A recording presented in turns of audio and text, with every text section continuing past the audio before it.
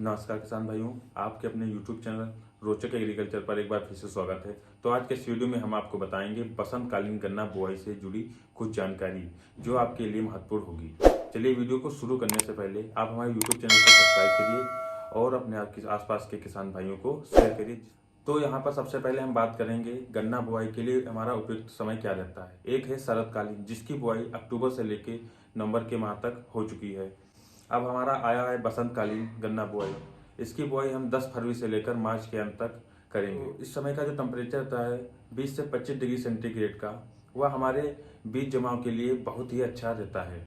बसंतकालीन में बोया गया गन्ना ग्रीष्मकालीन गन्ने की अपेक्षा 25 से 30% अधिक उपज देता है। बसंतकालीन गन्ने की बुआई हमें ट्रेंच विधि से ही करनी चाहिए, क्योंकि इसमें हम सहफसली खेती भी कर सकते हैं, जैसे मूंग, उड़द और अनेक दलहनी फसलों की खेती हम गन्ने के साथ कर सकते हैं और अपनी आमदनी भी बढ़ा सकते हैं। क्योंकि दलहनी फसलें उगाने से एक तो हमारा फायदा रहता है, उसमें हमारा जो गन्ना रहता है उसकी बढ़वार रहती है। अब बात कर लेते हैं खेत तैयारी की। खेत तैयारी के समय हमें अपने खेत की गहरी जुताई करनी है।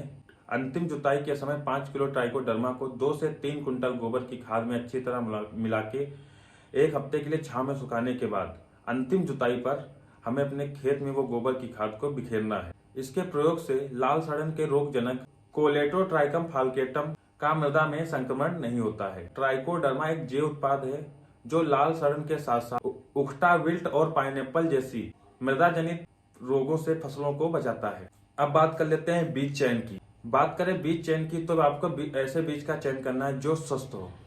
स्वस्थ बीज वह होता है जो किसी भी रोग से ग्रसित ना हो और उसकी आंखें सही सलामत हो और जमाव लायक हो। बुआई के लिए गन्ने का ऊपर का 2/3 भाग बुआई के लिए अच्छा माना जाता है और उसके 2 से 3 आंख वाले टुकड़े 10 से 12 कुंटल प्रति एकड़ के लिए तैयार करना है। उसके बाद उसे हमें उपचारित करना है। अब बात कर लेते हैं बीज उपचार करने के लिए हम किस रसायन का प्रयोग करना है।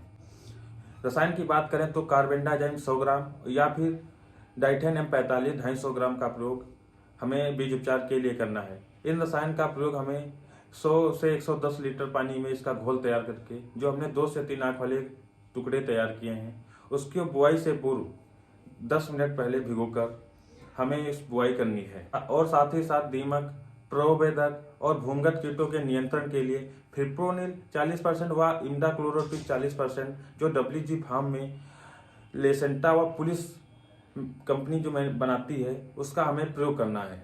जो इसका 100 ग्राम का पैक आता है वो हमारे 1 एकड़ के लिए पर्याप्त होता है। इसका घोल आपको 600 से 800 लीटर पानी में बनाकर प्रति एकड़ में पोरियों पर छिड़काव करना। गन्ना बुआई के लिए आपको ऐसे बीज का चयन करना है जो आपके चीनी मिल में स्वीकृत हो, जैसे 0118, 13235, 15023, 14201, 17231, K38 अनेक वैरायटियां जो आपके चीनी मिल में स्वीकृत हैं उसी का चयन करें।